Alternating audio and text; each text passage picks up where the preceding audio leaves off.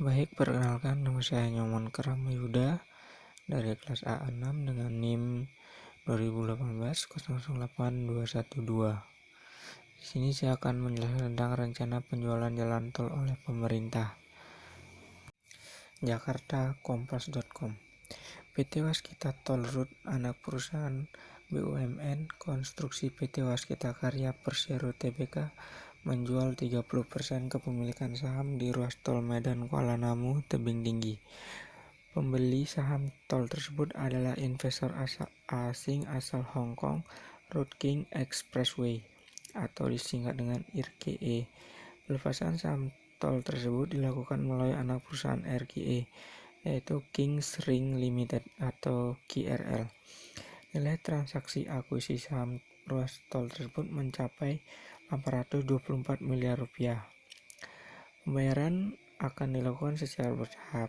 Setelah tanda tangan akte jual beli, seluruh dokumen serta legalitas sudah lengkap.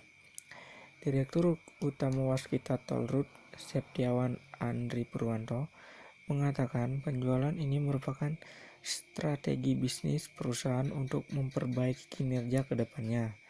Setelah disepakatinya perjanjian awal ini, kami akan segera memproses dokumen dan melepas apa saja yang dibutuhkan dari pihak investor maupun Waskita Tol Road sebelum penandatanganan akta jual beli dilakukan, kata Andri dalam keterangannya pada hari Selasa 9 Maret 2021. Ruas tol Medan Kuala Namu Tebing Tinggi merupakan jalan tol yang terletak di Sumatera Utara dan menjadi bagian dari jalan tol Trans Sumatera. Ruas itu memiliki panjang total 61,7 km dan telah beroperasi penuh sejak tahun 2016. Tol ini menghubungkan antara Medan dengan Bandara Kuala Namu serta Tebing Tinggi. Jika beberapa ruas tol Trans Sumatera sudah terbangun, tol ini juga akan tersambung dengan Provinsi Aceh dan Provinsi Riau. Penyerahan ke LPI sebelumnya.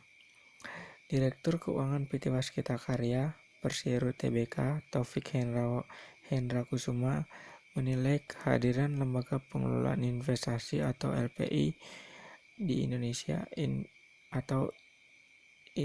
Indonesia Investment Authority atau INA akan membantu BUMN karya dalam melakukan divestasi. Baik, selanjutnya itu dampak positif penjualan tol. Direktur Operasional PT Waskita Karya Persero, Bambang Rianto, mengungkapkan selama ini banyak yang keliru terhadap pemahaman tentang penjualan jalan tol. Dia menjelaskan penjualan tol yang dilakukan ialah hanya melepas konsensi, bukan menjual aset negara. Konsensi sendiri ialah pemberian hak izin atau pengelolaan jalan tol dalam kurun waktu tertentu kepada pihak asing. Jadi yang memiliki tanahnya, asetnya tetaplah pemerintah. Tetapi kami hanya memiliki hak konsensi selama bermacam-macam. Ada yang 40 tahun dan lebih, atau mungkin ada yang kurang dari itu.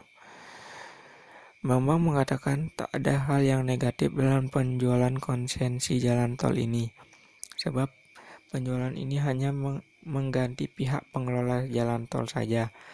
Penjualan konsensi ini juga bertujuan untuk melanjutkan roda bisnis perusahaan.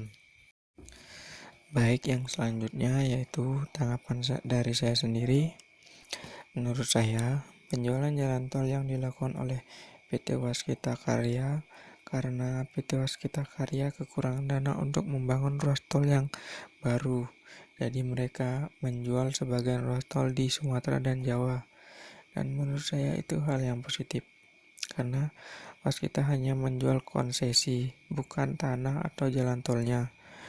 Jadi itu tidak merugikan bagi negara. Menurut saya, karena cuma hak kelola saja yang dijual. Dan dari penjualan hak kelola kepada pihak asing, Waskita dapat meneruskan pembangunan yang lainnya. Baik, sekian presentasi dari saya. Jika ada kurang-kurang, saya mohon maaf. Terima kasih, salam dan bahagia.